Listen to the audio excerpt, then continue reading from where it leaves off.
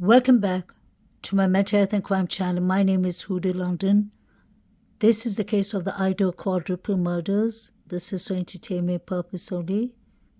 I'm a licensed mental health counselor and a CBT therapist. May the 4 victims rest in peace. Justice to their justice for the families. Maddie and Kaylee took a private Uber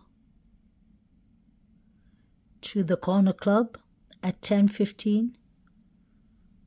So that should be on the 12th of November, leading to the 13th. And then at 1:44, they were seen at the grub truck ordering food. The private ride took them home at 1:56. Although the police said it was 1:45, I guess they corrected themselves because Kaylee's phone records showed that, according to her mother and her sister and her family. What actually happened in the corner club is really important. I wonder if we'll ever find out the truth, because the girls spent at least a good 4 to 5 hours in the corner club. Jack D was in the corner club. Adam was in the corner club.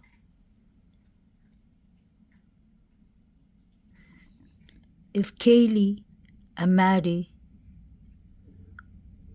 were there for a couple of hours, we can literally see them standing there talking to Jack D. We have Adam and Jack Showalter sitting here at the corner. Adam is a bartender. I guess he was free that night. He's a football player. I heard he's moved to Texas as he's engaged. That is where Kaylee was supposed to move to, Austin, Texas. But the reason Adam is important is you hear Kaylee asking Maddie, what did you tell Adam? And Maddie said, I told Adam everything. And this picture is important because let's not forget the girls call Jack D 10 times total before the first timeline we were given that the 4 victims were unalived between 3 to 4 a.m. There was no witnesses. Bethany, Funk, and Dylan were supposed to be sleeping on the first floor. That changed. Chief Fry clearly corrected the Fox News reporter and said that the surviving roommates are not witnesses, they were just there. So how many people could have been possibly involved in this quadruple is my question. Hunter is a key player or key witness in the quadruple murders because BF and DM called Hunter, although the police refused to let us know who the 911 caller was.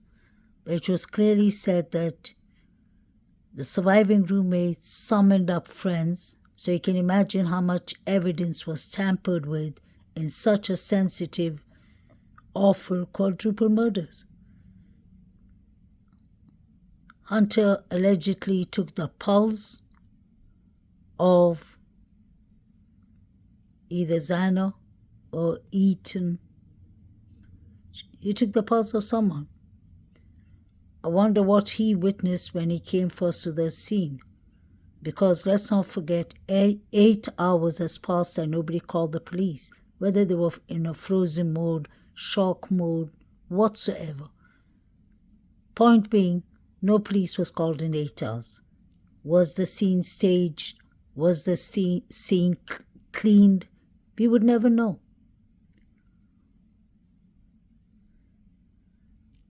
What did Hunter witness? Where was Hunter that night? What was his time like? He didn't seem to be shedding one tear, that's my opinion, in the memorial. 2 weeks, I believe, 10 days later, after this awful quadruple murders happened. I do understand it's a shock for everyone that they lost their friends in such an awful manner, but I just don't know if that is just his personality. But I don't see a lot of empathy and emotions coming from the 4 victims as friends. Some of them, yes, but I feel more like it's like everyone knows exactly who did it and what happened, but they have the Greek lifestyle promise, so they're sworn in not to say a word. And that's so unfair because this is literally murders. This is a quadruple murder. And we want the correct person to go in. BETHANY is a very important key witness. I believe for some reason BETHANY is more important than Dylan. Everyone's too focused on Dylan and if she's lying or if she's telling the truth. Some people have questions, which I don't blame. I have questions for Dylan too, but I'd rather leave that to law enforcement. But the fact that Chief Fry did not call them witnesses, he said they were just there, says a lot. BETHANY is more important, I believe, because she was there at the Sigma fraternity when the fight was happening. Obviously, she saw everything. She saw who started it. She must have seen what the beef was about, whether it was about drugs or whether it was allegedly about David Lodge using drugs, steroids, rage, anger, maybe jealousy towards Xana. A lot was happening. BETHANY is a key witness, actually, to what has happened. She knows if somebody came after the couple. Xana and Ethan were going home. Were they driving home? Were they walking home? Why is the red Jeep and the golf set of Ethan kept as evidence? It's frozen as evidence. BF lives in the first floor. Her view towards the outside is more clearer. She would hear anyone who walks into the front door. She would hear anyone who would be parking cars. She would hear anyone whose car gets damaged. What did BF see? Why is Brian Christopher Kohlberger saying that BF has exculpatory evidence and she can clear him? What does she see? BF and DM were texting each other. What was that about? The police went according to the forensic data evidence of BF and DM texting each other, and that would be for something. But that is actually not when the murders was happening. It was happening at 3 to 4 a.m. when those boys were in Banfield, when the figures were running, when somebody was in the undercover cop's car, like I showed you in the previous video. These are facts. I'm not coming here with just putting up videos that don't exist. These are videos that are out there. The more I dig into this case, the deeper I dig into this case, it really baffles me because it doesn't point out that it's Brian Kohlberger. The times doesn't make sense. It doesn't add up. If the timelines made sense to everything the police were saying, I would have said yes. The witnesses don't make sense. The witnesses are fake because DM was sleeping downstairs. I always go after what the person says the first time. The second and third time is fabricated. After 49 days, the affidavit comes out that DM saw a man with bushy eyebrows. Did she see Saeed? Possibly. Just a question. What was these people doing inside the police car? Were the police aware of that? We had the figures running from there. Something was happening in Taylor Avenue. We can't ignore that.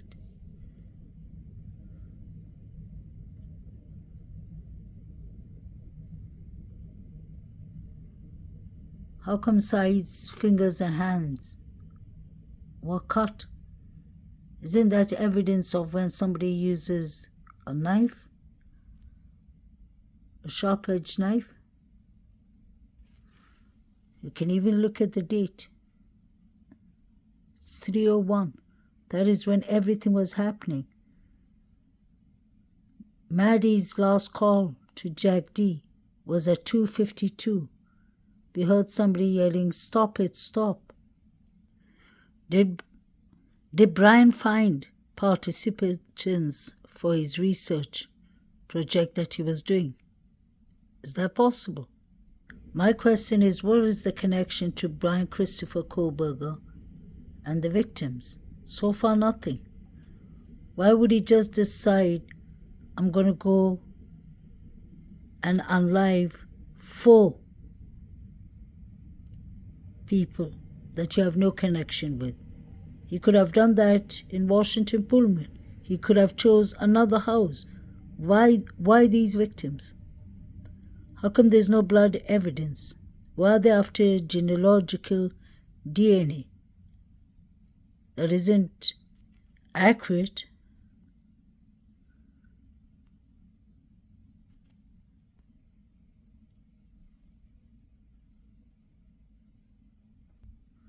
Why did the detectives allow the items of the victims to be given back to their families?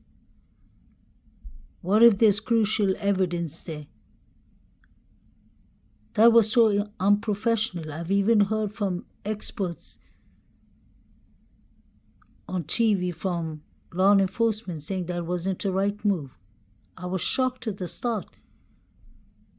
And why is Eaton is Jeep and other vehicle and the golf set frozen?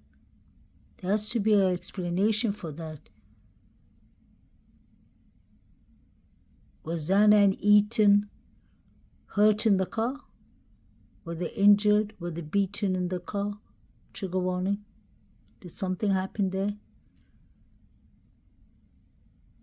Was the crime scene conducted properly? The forensics.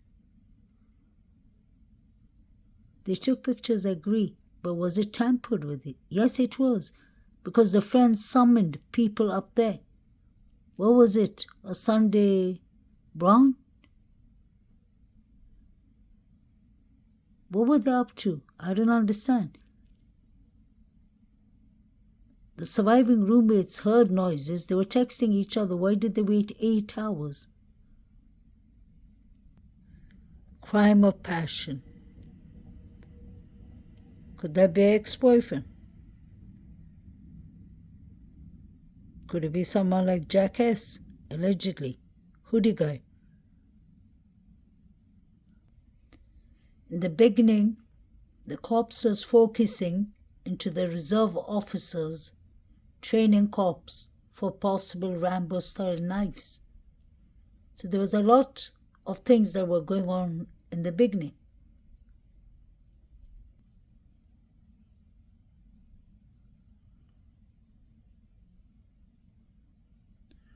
The Reserve Officers Training Corps, RADAonline.com. So they said they were actually investigating everyone.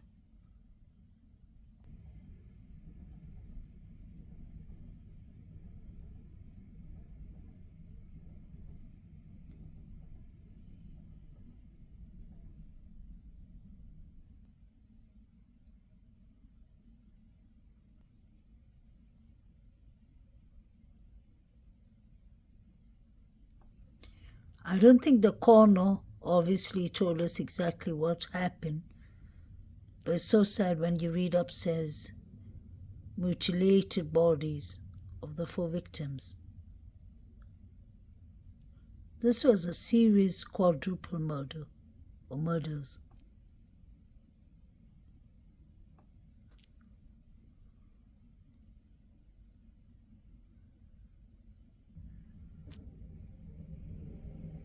The well-placed source added, with no suspect, no murder weapon, and little to no leads, you have to ask the question, did police botch the investigation from the get-go? Yes, they did, I believe. 100%.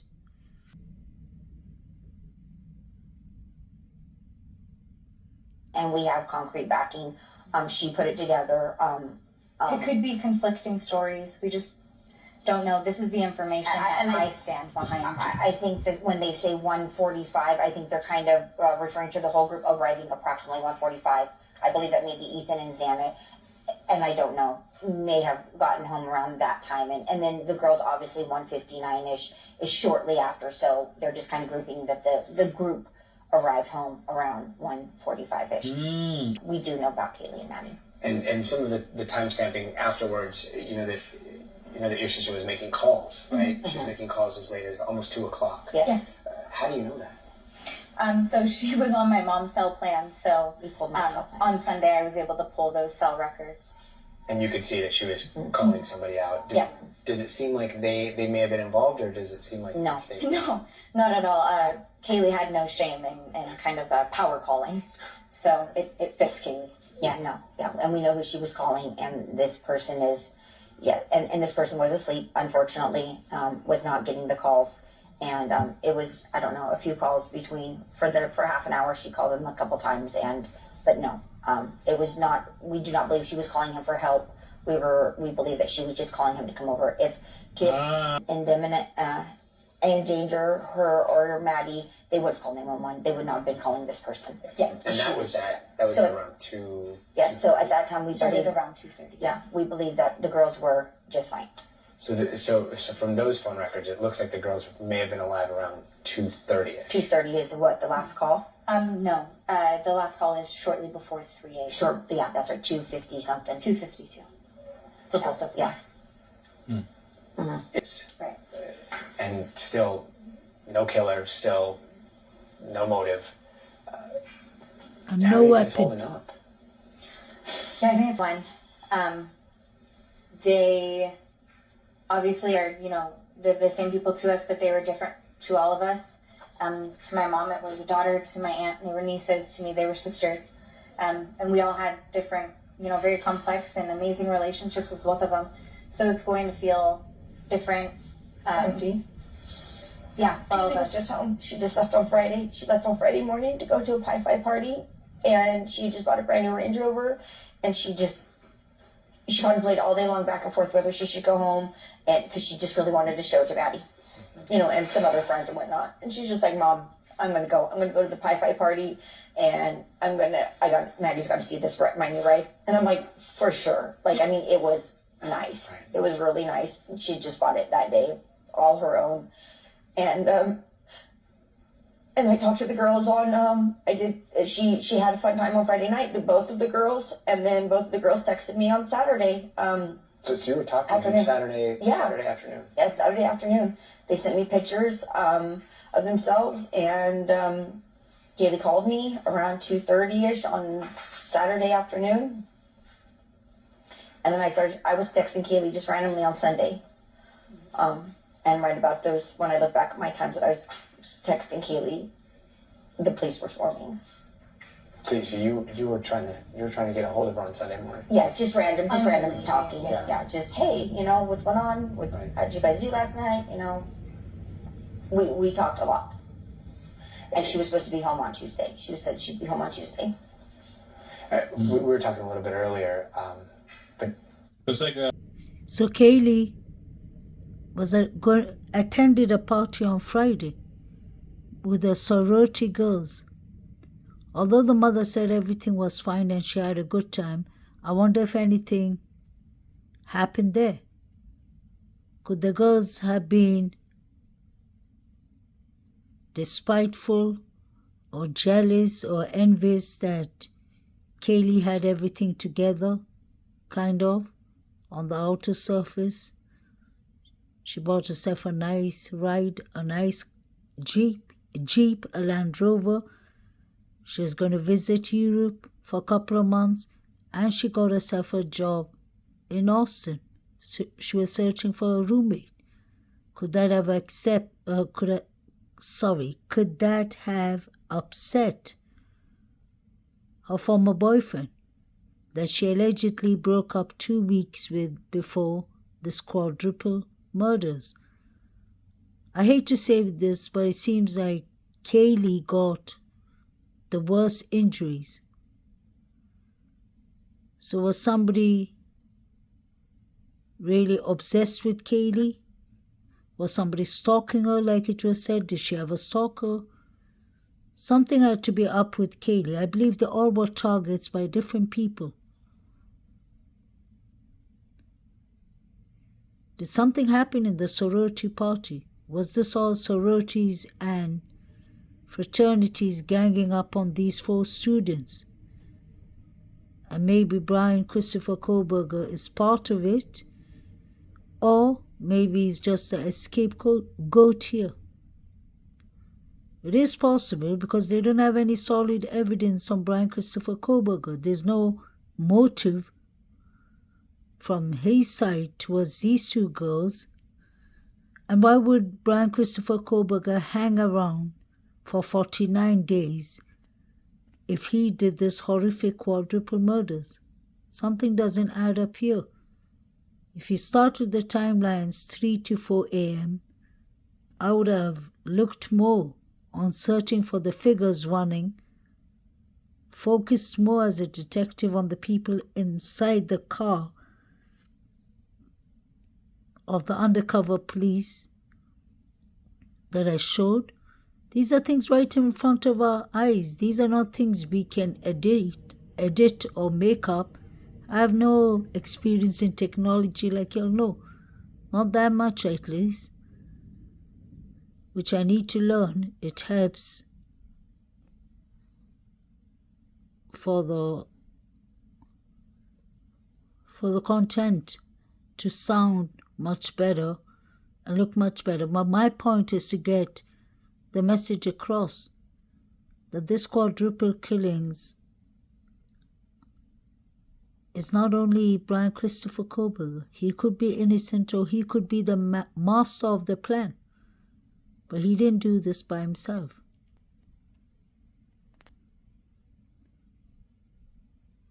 What happened that night?